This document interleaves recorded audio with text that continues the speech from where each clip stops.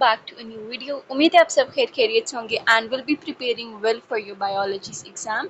आज हम ऐसे कुछ क्वेश्चंस करने वाले हैं, ऐसे कुछ टॉपिक्स करने वाले हैं which will cover your long as well as short. बहुत चंद से टॉपिक्स हैं बट गारंटेड टॉपिक्स हैं इंशाल्लाह आपको अपने एग्ज़ाम में जब आप बैठे होंगे आपको ज़रूर नज़र आएंगे एंड आप लोगों को इंशाल्लाह आते होंगे। So before any other topic आप करें आपको ये टॉपिक पे अच्छी तरह ग्रिप आनी चाहिए। अगर उसकी डायग्राम्स हैं आप लाजमी उन डायग्राम्स की प्रैक्टिस करें, उनकी लेवलिंग आनी चाहिए। आपके शॉर्ट में एज ए लेवलिंग क्वेश्चन भी आ सकते हैं।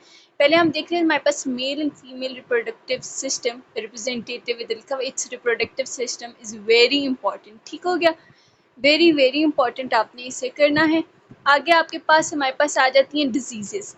डिजीज़ेस आपके शॉर्ट क्वेश्चन के लिए वेरी वेरी इंपॉर्टेंट है। आपको एक सिचुएशन दी जा सकती है, उससे पूछा जा सकता है कौन सी डिजीज़ है, उसकी ट्रीटमेंट कॉज आप बताएं एंड उसके सिम्टम्स आपको दिए जाएंगे या आपको नाम दिए जाएंगे एंड आपको लॉन्ग क्वेश्चन में पूछा जा सकेगा कि explain what kind of diseases these are, इनकी ट्रीटमेंट सिम्टम्स कॉजेज आपने लिखनी होंगी।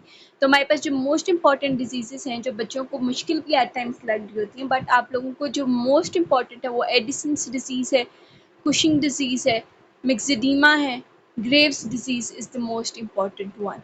ठीक हो गया, आप लोगों ने ये अच्छी तरह कर लेनी है। नेक्स्ट आपके पास बच्चों ब्रेन। ब्रेन आपका for the long is very important. आपके शॉर्ट में आपको एक डायग्राम दी जाएगी, उसकी लेबलिंग पूछी जा सकती है। आपसे पूछा जा सकता है एक इनडायरेक्ट एसएलओ बेस्ड क्वेश्चन कि which is the largest part of the brain, और ब्रेन का जो स्मॉलेस्ट पार्ट कौन सा है, उसके लोब्स पूछे जा सकते हैं। तो इस तरह के क्वेश्चंस आपके ब्रेन से आ सकते हैं। तो ब्रेन आपने तैयार करेंगे, आपका लॉन्ग शॉर्ट दोनों कवर हो जाएंगे। आगे आपके पास है ultra structure and sliding filament model. तो ये दोनों आपके पास जो लॉन्ग है आप लोगों ने लाजमी करने हैं। इसकी डायग्राम आपने लाजमी करनी है। एक सिंपल सी डायग्राम है, डीएनए मॉडल टाइप है, 4 उसके बनाने होंगे एंड लेबलिंग आपने करनी होगी। तो आप लोगों ने लाजमी इसकी डायग्राम के साथ if it comes in the long आपने करना होगा। आगे nitrogen cycle is very important, उसका शॉर्ट भी आ सकता है and for the long it's also very important.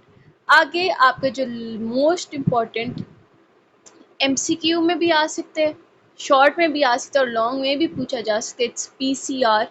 आप लोगों ने ये लाजमी अच्छी तरह करने। एंड अगर आपको क्वेश्चन वाइज आपको क्वेश्चन एसएलओ टाइप बनवाए हुए हैं, वो आपको मैंने जो कल वीडियो अपलोड की थी उसमें आप लोगों ने लाजमी क्वेश्चंस बच्चों देख लेने। देख कौन से इंपॉर्टेंट टॉपिक्स हैं आपकी, osmoregulation in marine fishes, structures of nephron and ये आपका नहीं है because what I was doing कि आपके एमडी कैट की अलॉन्ग विद दैट कि आप अपनी प्रोविंशियल बुक तो करेंगे, अलॉन्ग विद दैट आप अपनी साइड जो पंजाब बुक है वो भी इम्पॉर्टेंट है।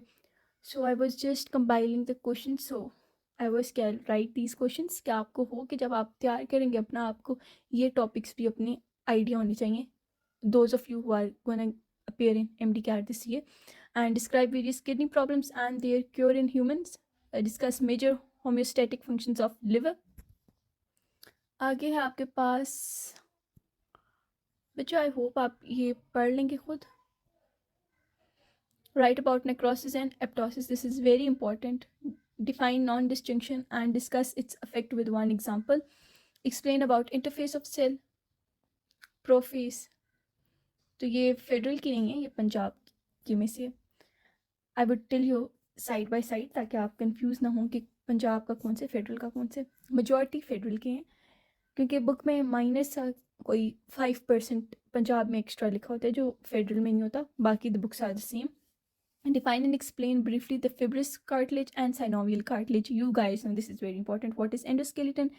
Describe bone and cartilage. What is sliding filament model? ऊपर हमने पढ़ा, ये दोनों बहुत important है। आगे है write a note of on human appendicular skeleton. Write down the mechanism of muscle contraction. ये human appendicular okay, it's done. आगे है describe the significance of secondary growth. Discuss the arrangement of vertebrae in vertebral column. Also describe rib cage. Write a note on grazing. Write a note on nitrogen cycle. Nitrogen cycle बच्चों is very important. Define succession. Explain different stages of zero seed.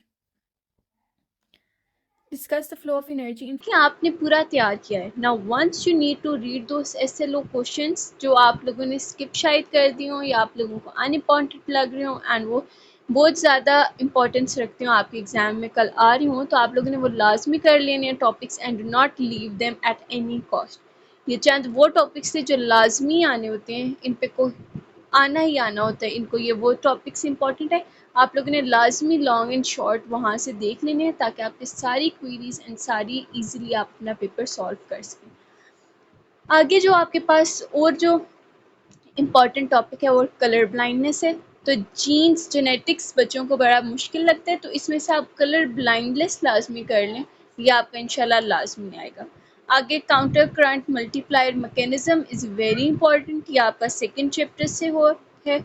And आगे chloride shift और hamburgers phenomena आपको पता है, ये very important है. आपको पता होना चाहिए कि gaseous exchange all that stuff आपको पता होना चाहिए, पूरा मैकेनिज्म इसकी क्या है, कौन सा फिनोमेना यूज़ हो रहा है.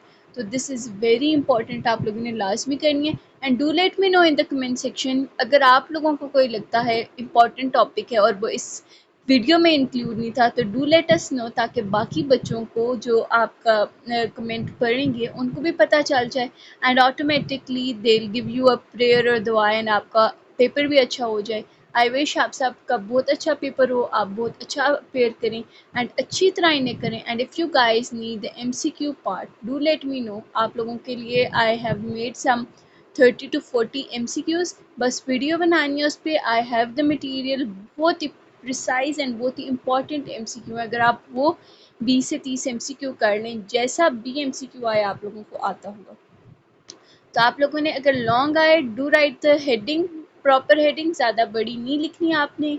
डायग्राम लाजमी होनी चाहिए, बायोलॉजी में diagram is very important. Flow chart अगर आ जाए आप लोगों का जो डिजीज़ वाला चैप्टर है, ग्लैंड्स वाला चैप्टर है, उसमें आप फ्लो चार्ट भी बना के लिख सकते हैं. कुछ स्टूडेंट्स पूछ रहे थे उस दिन. सो आई होप आपकी all the queries are cleared and if you want the chemistry's practical guest paper do let me know, I will be providing you with that also. अपना ख्याल रखिएगा, अच्छा अच्छा पढ़ें. टिल नेक्स्ट टाइम, अल्लाह हाफिज़ and peace out.